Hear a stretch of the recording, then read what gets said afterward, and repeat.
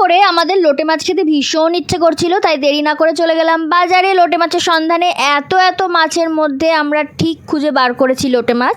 আর এই সিজনে লোটে মাছ একদম বেশি পাওয়া যায় না, আর দাম তো 10 গুণ বেশি বেড়ে গেছে যা দাম ছিল।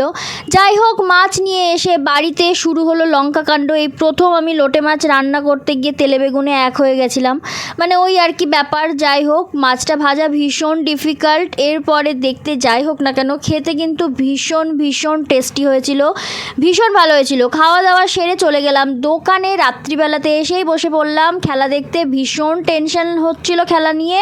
অ্যাট লাস্ট ভারতীয় হিসেবে আমাদের গর্ব, আমরা জিতে গেছি। আর জিতাটা খুব স্বাভাবিক ছিল, কারণ 11 বছর ধরে আমরা জাস্ট ওয়েট করছিলাম এই দিনটার জন্য। তো কাপটা পাওয়ার সাথে সাথে প্লেয়ারদের চোখের জলের সাথে সাথে মানে পুরো ভারতীয় সবার চোখে জল ছিল। তো এইভাবেই আজকের দিনটা শেষ হলো।